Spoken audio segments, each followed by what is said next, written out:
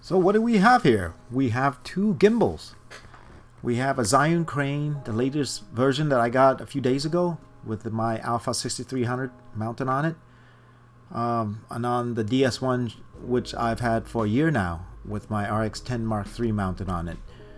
I wanted to see if the crane is as smooth and better than the DS1 as people have been putting on the intrawebs. You can see on the DS1 it's a little jittery because I haven't turned on the camera, which extend the lens out, and in use that lens will extend even further. So if your gimbal is not good, it will move it around.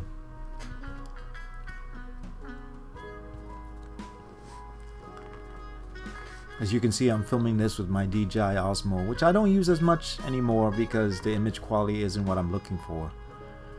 But it's much better than an iPhone. Okay, so we'll have the shootout here. First we'll have on the left the DS1 and on the right the Crane version 2. I've set the focal length so that they're about the same.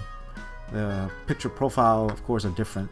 The RX10 is more for my son and daughter's sports activities, and on the Alpha 6300 it's more for family and events, so it has a more cinematic look to it. I'm walking down the sidewalk with both my knees bent, so that way any up and down motions are hopefully removed from the image you're seeing here. But from looking at both of these carefully, it seems to me that both gimbals do have these jitters. The DS1 seemed to have more, but the jitters for both gimbals I think could be a function of the high winds that we got today.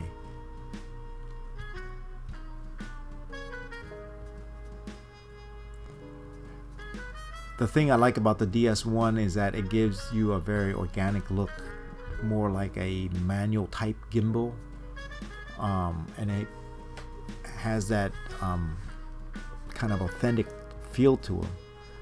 One thing I dislike about the DS1 is when you pan, the motion is not very smooth, it's very jerky, and there does not seem to be any built-in dead angles. Whereas on the Crane, you can put that in there, you can build that in there, and the acceleration, all the speed, it can all be changed, and it can be done with an iPhone app or an Android app. Whereas on the DS1, you have to hook it up to a computer and use this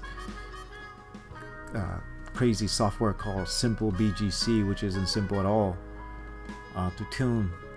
So the Crane wins on that aspect, and you can see from the panning that the Crane seems to be smoother starting and stopping than the DS1.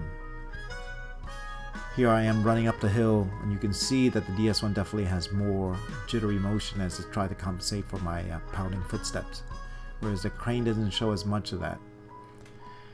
That could be a function of the much heavier RX10 camera, but who knows?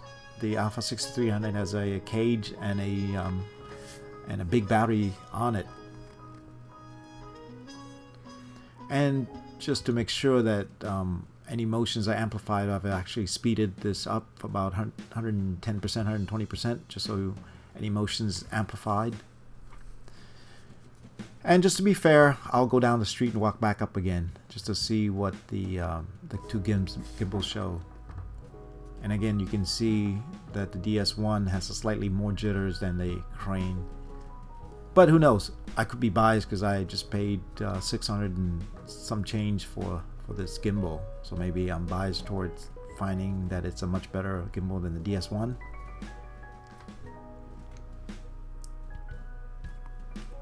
Well, take a look and tell me what you think in comments below.